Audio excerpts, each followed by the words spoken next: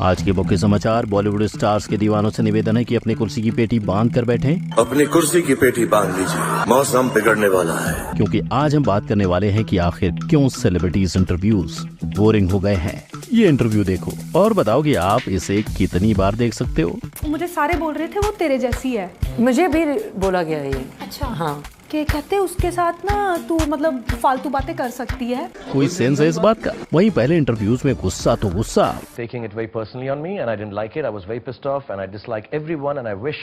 डर तो डर और सच के लिए स्टैंड लेने की क्लियरिटी थी। जब इलेक्शंस आएंगे तो हम आपको इतने नोट बांटेंगे और आप हमको वोट देना, तो उससे खराब नेता तो हो ही नहीं सकता। हेलो भाई लोग, मैं हूँ फैक्ट भाई और चलिए जानते हैं कि आज फिल्मी सितारे अपनी ऑडियंस को सच बोलने से क्यों डरते हैं। अब देखो, इंटरव्यूज के बोरिंग होने का कोई इकलौता डेफिनेट रीजन नहीं है एंड इसीलिए फैक्ट भाई एक एक करके आपको इसके सारे मेजर रीजंस गिनवाएगा और फर्क समझाएगा कि आखिर इंटरव्यूज होते कैसे थे, होने कैसे चाहिए और हो क्या गए हैं। ठीक है, तो इसका रीजन नंबर 1, ट्रोलिंग। जब भी किसी एक्टर ने मुंह खोला है, बेबाक खुल के कुछ बोला है, कंट्रोवर्सी खड़ी हुई है। यस, कंट्रोवर्सी, और इसका एक नहीं, फैक्ट भाई के पास दर्जन भर एग्जांपल्स हैं। आमिर खान का इंटॉलरेंस स्टेटमेंट तो आपको याद ही होगा। अब आमिर ने सही बात कही या गलत, वो बात की बात है। यहाँ बात बस ये है कि 2015 के एक इंटरव्यू ने उनके सालों की मेहनत पे पानी फेर दिया। लोग भूल गए कि अपने डेब्यू से ही उन्होंने हिट फिल्में दी और पिछले 2 दशक में ही मिस्टर परफेक्शनिस्ट ने ऐसा बेहतरीन काम किया है। बस फिर 2018 में ठग्स ऑफ हिंदुस्तान और 2022 में लाल सिंह चड्ढा पिट गई। पर्सनली आमिर की माने तो उनके स्टेटमेंट का गलत मतलब निकाला गया और ये सफाई वो हर प्लेटफॉर्म पर देते नजर आए, पर उनकी बात कोई माने तब ना। उल्टे सिर्फ लाल सिंह चड्ढा फिल्म को सपोर्ट करने की वजह से साउथ एक्टर विजय की फिल्म लाइगर को भी बाइकआउट होना पड़ा था। नेक्स्ट, कपूर खानदान के चिराग। इनसे भी गलती से मिस्टेक हुई है। हुआ ये था कि 2011 यानी इनके इंडस्ट्री में आने के 4-5 साल बाद एक फूड शो इंटरव्यू कर रहे थे जहाँ रणवीर ने ये कह दिया, I'm a big beef guy. तब 11 साल पहले के इस इंटरव्यू की क्लिप तेजी से हर जगह वायरल होने लगी, जिसकी वजह से रणवीर और उनकी वाइफ आलिया दोनों को उज्जैन मध्य प्रदेश के महाकालेश्वर मंदिर में घुसने ही नहीं दिया गया। और तो और इससे #बाइकआउट ब्रह्मास्त्र हैशटैग ट्रेंड करने लगा।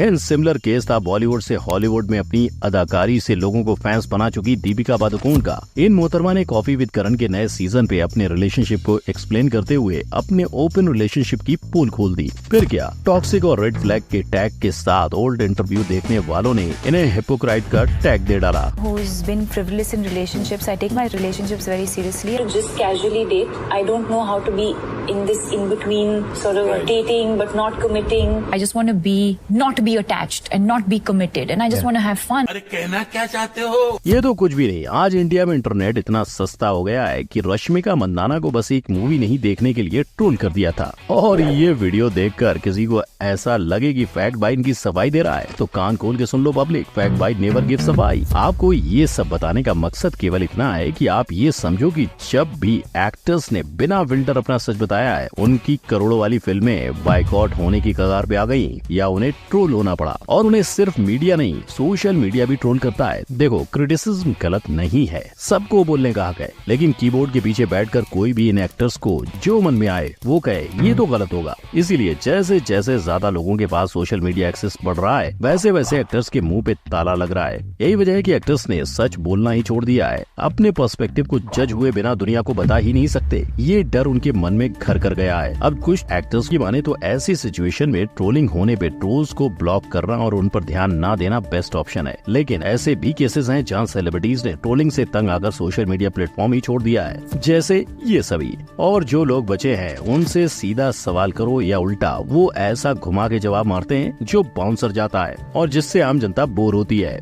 अगला रीजन, पब्लिक इमेज। बॉलीवुड ने दुनिया को बताया, कुछ तो लोग कहेंगे लोगों का काम है कहना, राइट, लेकिन ये पार्ट एक्टर्स खुद ही भूल चुके हैं। तभी तो एक्टर्स ने 1-2 लोग नहीं, पूरी की पूरी एजेंसीज मतलब PR टीम हायर करी है जो इन एक्टर्स को कब क्या कहना है और कहाँ कैसा दिखना है जैसी हर छोटी बड़ी चीज बताती है। बेसिकली आज एक्टर्स कलाकार नहीं, प्रोडक्ट बन चुके हैं और PR टीम प्रोडक्ट को मन चाही पैकेजिंग करके बेचती है। इन्हें ही देख लो, ये पटौदी खानदान की बेटी है, लेकिन इन्हें हर जगह गरीबी का ब्रांड एम्बेसडर बनना होता है, क्योंकि शायद नेपोटिज्म की छत्र छाया से निकलकर इनके पास खुद को लोगों के बीच रिलेटेबल बनाने का यही रास्ता था। और सेम टैक्टिक कई स्टार किड्स इस्तेमाल कर चुके हैं। अनन्या पांडे का स्ट्रगल तो मीम मटेरियल बन गया था, लेकिन हमारी सोनम कपूर अनन्या से कम है कि My dad has never been in a Dharma film. He never went on Coffee with Karan. And so, you know, it isn't as easy as people say it is. I think everyone has their own journey. Difference यही है कि जहाँ हमारे सपने पूरे होते हैं वहाँ इनका स्ट्रगल शुरू होता है। अब ये स्ट्रगल सुनकर अगर सोना नहीं आएगा तो क्या आएगा? एक चीज जो ओल्ड इंटरव्यूज में साफ नजर आती है वो थी स्टार किड्स की सादगी, उनकी सरलता से सच को एक्सेप्ट करना, ना कि खुद को एज ब्रांड पेश करना। बॉलीवुड के किंग खान को ही देख लो, वो अपना सब कुछ छोड़कर दिल्ली से मुंबई आए थे, पर जब एक इंटरव्यू में उनके स्ट्रगल को लेकर सवाल हुआ तो उन्होंने स्ट्रगल ही नहीं किया, ऐसा कहा। हाँ, I have no romantic stories to talk about my struggle in Bombay, no. हाँ, लेकिन उन्होंने ये भी एक्सेप्ट किया कि उन्होंने हार्ड वर्क बहुत ज्यादा किया है। I would like to believe I worked very hard for it. And आज के स्टार्स में यही ऑथेंटिसिटी मिसिंग है, और इस मिसिंग स्पेस में घर किया है डर ने, फियर। डर इस बात का कि अगर कोई सच्ची बात कह दी और उसे मिस इंटरप्रेट किया तो बैकलैश का सामना करना पड़ेगा, इसीलिए वो बात को जलेबी की तरह इतना घुमाते हैं कि ऑडियंस बोर हो जाती है। पर पहले स्टार्स बिना हिचकिचाए सवालों का जवाब देते थे। सदी के महानायक बिग बी शहंशाह का इंटरव्यू चल रहा था, उन्हें सवाल पूछा गया, फिल्मों से बच्चों को वायलेंस एक्सपोजर मिलता है, अब एक्टर्स ने ट्रेनिंग ली होती है पर बच्चे से रॉन्गली इन्फ्लुएंस्ड हो जाते हैं। अब इस पर वो सारा ब्लेम डायरेक्टर्स और प्रोड्यूसर्स पे डालकर अपना हाथ धो सकते थे, पर अमिताभ बच्चन ने एक्सेप्ट किया। मुझे कहने में कुछ शर्म से भी आ रही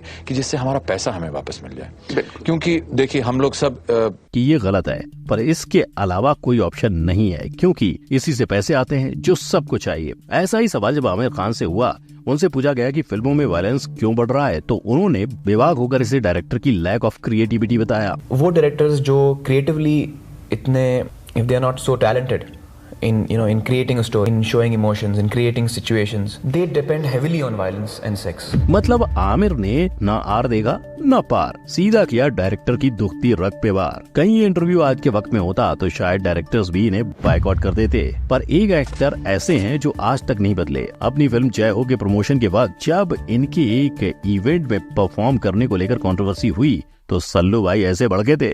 Do your thing. Do not call a Madhuri Dixit an insensitive woman. Do not call us that they will do anything for money. Bollywood Singham ने अनुपमा चोपड़ा के इंटरव्यू में बताया था, अब एक्टर्स को बहुत संभल कर रहना पड़ता है। So very lenient also, including the law and including the media. Yeah. Things are very, very quite lenient. Yeah. Very forgiving. It's not anyone. और इसी से पैदा होती है इंटरव्यू बोरिंग होने की अगली प्रॉब्लम। बोले तो सब कुछ स्क्रिप्टेड, इंटरव्यू के बीच में कुछ आगे पीछे ना हो, इसलिए स्टार के स्टूडियो पहुंचते ही कई बार उन्हें सवालों की लिस्ट पहले ही थमा दी जाती है। वो अपने पीआर के साथ क्या बोलना है डिस्कस करते हैं और फिर इंटरव्यू शुरू होता है। हालांकि ये कई बार टाइम की कमी की वजह से भी होता है। एक्टर्स इंटरव्यू में सवाल जवाब की जगह स्क्रिप्ट पढ़ देते हैं और काम खत्म। पर ये देखो ओल्ड इंटरव्यू, बस 2 कुर्सी या स्टार की कार चाहिए और इंटरव्यू शुरू। और ये इंटरव्यूज काफी इत्मीनान से लिए जाते थे ताकि एक्टर जो बताना चाहता है उसे अपनी बात कहने का मौका मिले और होस्ट को अपनी। लेकिन आपको भरी दोपहर में सुला देने वाले इंटरव्यू सिर्फ स्टार्स की गलती नहीं है ना। स्टार्स के बाद दूसरा इंसान जो इंटरव्यू में सबसे जरूरी होता है वो है इंटरव्यू लेने वाला, क्योंकि बेसिकली इंटरव्यू लेने वाला बिल्कुल एक डायरेक्टर की तरह होता है। जैसे डायरेक्टर स्टोरी समझाकर शुरू से एंड करने तक की दिशा देता है, ये समझाता है कि ऑडियंस को मजा कैसे मिलेगा, वैसे ही इंटरव्यू लेने वाला स्टार को दिशा दे सकता है। बोरिंग इंटरव्यू को चटपटे सवालों से एक्साइटिंग बना सकता है, पर ये हो नहीं पाता क्योंकि एक तरफ ऐसे होस्ट हैं जो एक्टर्स को नीचे दिखाने को इंटरव्यू समझते हैं। Are these one-liners important in a way to show this macho hero? और इन बिगड़े हालात को और बिगाड़ रहे हैं कुछ सोशल मीडिया इन्फ्लुएंसर्स। हाल ही में प्राजक्ता कोहली ऐसे ही रीजन से वायरल हुई थी जब चलते इंटरव्यू प्राजक्ता ने कई बार परिणीति की बात काटी और ऐसी चीज कही जिससे माहौल थोड़ा ऑकवर्ड हो गया। Mixed and shuffly, no? Yeah. Like you shuffly. अब इसका मतलब ये नहीं है कि प्राजक्ता को इंटरव्यू लेने नहीं आते, ये एक फंबल हो सकता है जो अच्छे इंटरव्यू होस्ट के साथ भी होता है। दशकों से स्टार इंटरव्यूज करने वाली अनुपमा चोपड़ा ने अभी एक इंटरव्यू में बताया कि स्टार इंटरव्यूज स्टार्स के बारे में होते हैं तो आपको उन्हें बोलने देना चाहिए। Make it more about yourself than the person. Okay? An interview is not about you. Yeah. You're there to listen.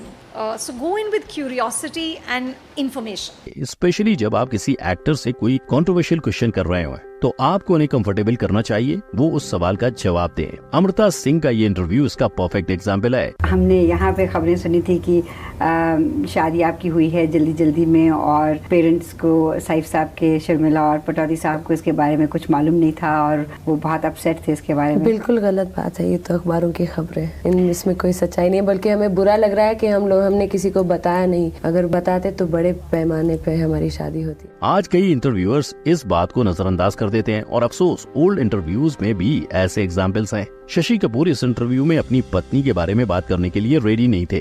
Again, come to the wrong thing. First one. What do you miss about it?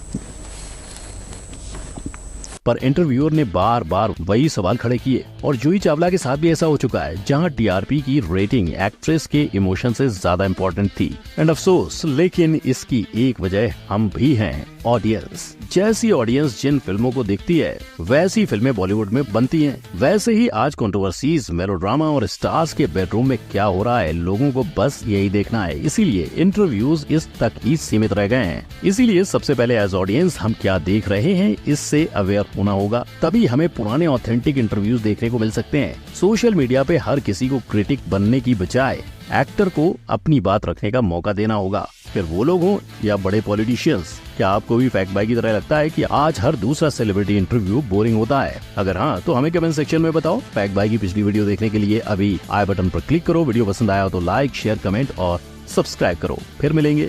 जय हिंद।